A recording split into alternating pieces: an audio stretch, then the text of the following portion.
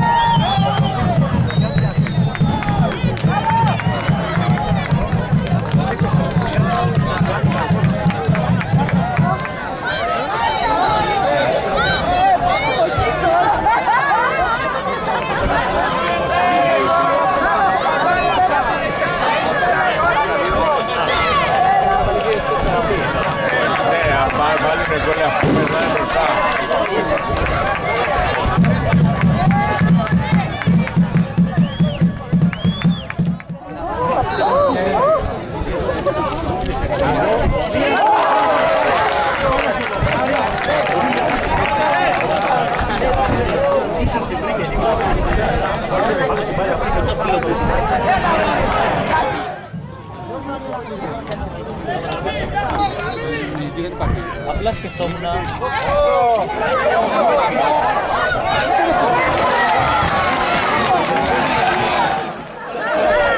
δύο κάτω.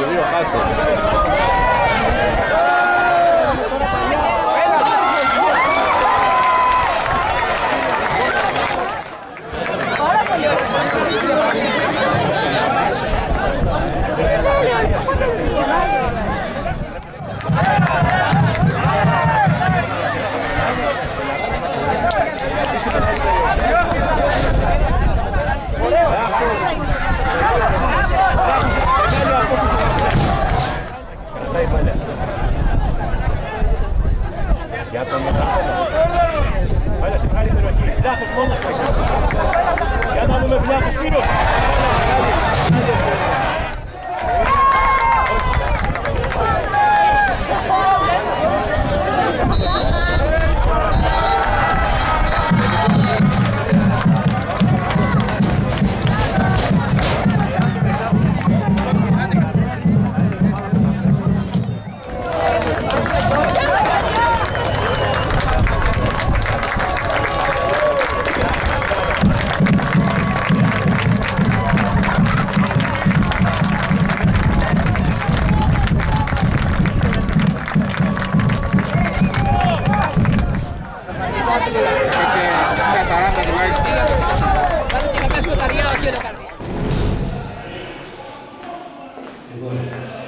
Να δώσω τα συγχαρητήρια στους ποδοσφαιριστές για την μεγάλη προσπάθεια που έκαναν. Ήταν η ομάδα που πραγματικά προσπαθώ όλη τη χρονιά να δω.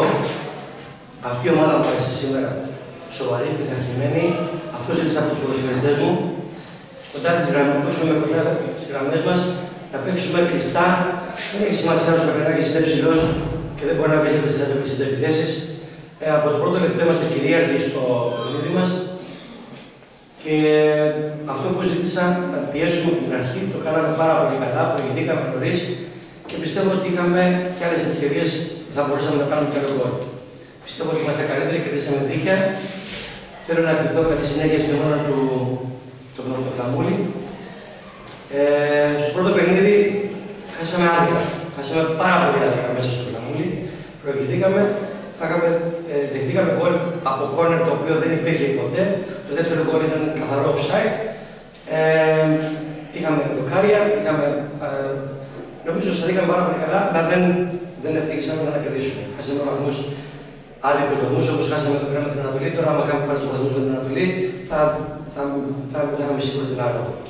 Αλλά εντάξει, έχουμε ένα παιχνίδι ακόμα, θα πάμε την Τετάρτη στα Γιάννενα, θα παίξουμε την Ανατολή, θα παίξουμε όλη τη χρονιά εκεί.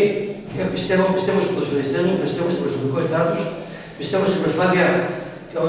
Πάντα το έλεγα ότι όταν είναι σοβαρή και πειθαρχημένη, δεν με νοιάζει με ποια ομάδα θα παίξουν. Όσο και καλά είναι η αντίπαλη ομάδα, όταν οι ποδοσφαιριστές μου είναι σοβαροί και πειθαρχημένοι, δεν έχουν να φοβηθούν κανέναν. Καμία ερώτηση?